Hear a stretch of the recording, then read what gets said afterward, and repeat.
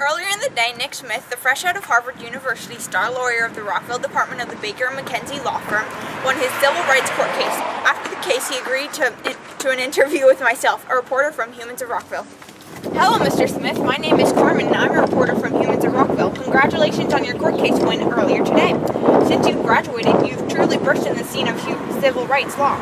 You have yet to lose a case and are sure to be a hugely successful lawyer. You have such a promising future. What made you decide to become a lawyer? Hello, Carmen, and thank you for your kind words. Throughout my life, I've been interested in the socio-economic activities of different races.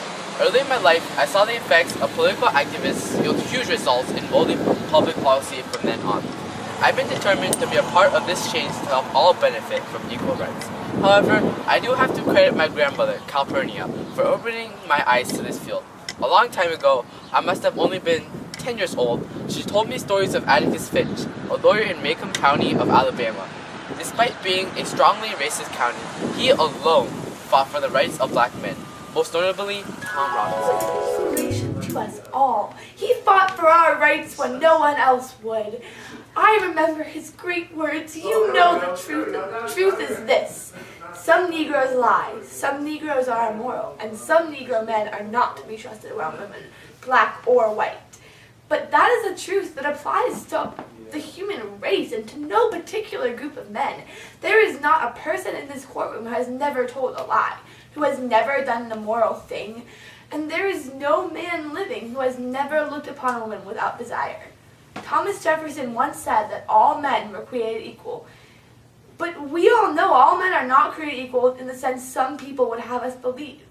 But there is one way in this country in which all men are created equal. There is that one human institution that makes the pauper the equal of a Rockefeller, the stupid man the equal of an Einstein, and an ignorant man the equal of any college president. That institution, gentlemen, is a court. Our courts have their faults, as does any human institution. But in this country, our courts are the greatest levelers, and in our courts, all men are created equal. Who are you talking about, grandmother? Back in the 30s, I used to work for a white family that was so unusually sweet to me, which at the time was hard to come by in the South, because I was a Negro. I was in Macomb County, Alabama. The Finch family was a unique one. I worked as a cook, and I helped to keep a good eye on the kids, Jem and Scout Finch. Jem was the eldest of the two, and their father, Atticus, was a lawyer who worked at the county's courthouse. Their mother died of a sudden heart attack when Jem was 6 and Scout 2. I was like a mother figure for Jem and Scout after their mother passed away. They were very kind and treated me as a member of their family. However, the rest of the town was different. Us blacks weren't accepted there. We lived under the Jim Crow laws, and I went to a different church than others. Us Negroes were not treated as well as you are now. Times were rough. That's terrible. We all deserve to have equal rights. I know, Nick. I know. Ever since the civil rights movement of the 60s, we're getting closer and closer to equality. We just need more people to join us in our fight. Oh, You're a bit young right now, but if you're still determined when you're older, you're sure to be a great leader in this ongoing movement. Grandmother Calpurnia sounds like a really great person. Yes, she was the only African American to be respected by both the black and white communities. I bet your parents were great people too.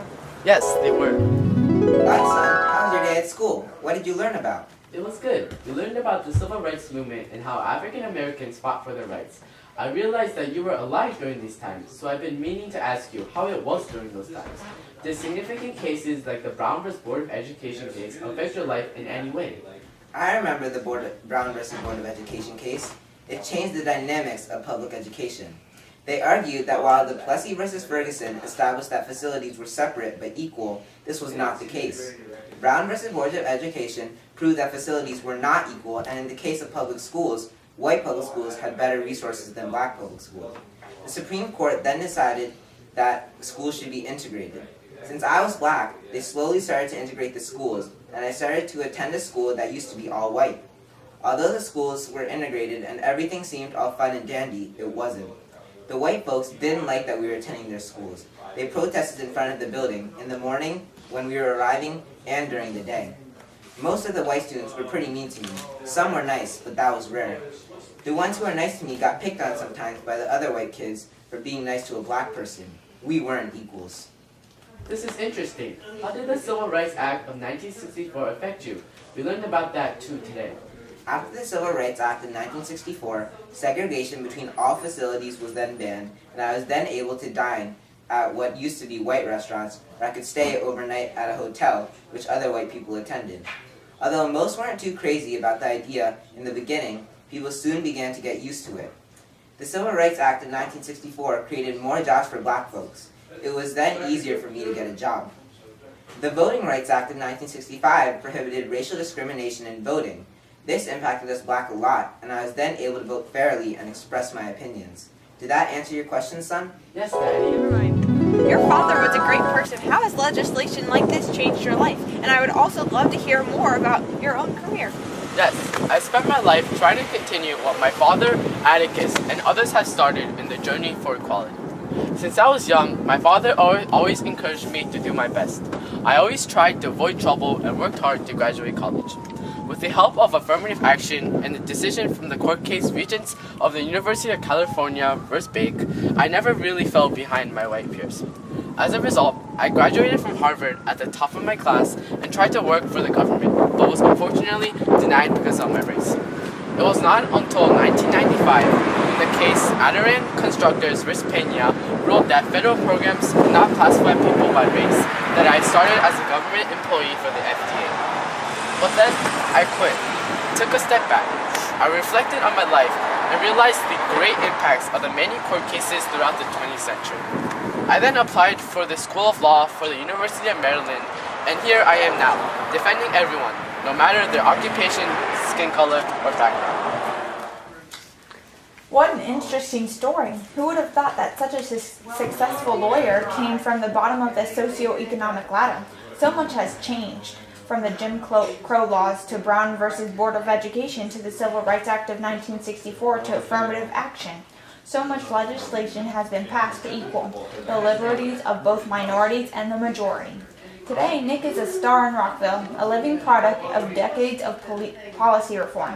His grandmother, educated and with great leadership skills, had to settle as a house cook. 80 years later, her grandchildren have moved on to be successful in each of their respective fields. The efforts of Atticus Finch and Calpurnia, among all other civil rights activists, have been fruitful. However, progress has yet to be made. Mr. Smith will be a key figure in the fight for equality.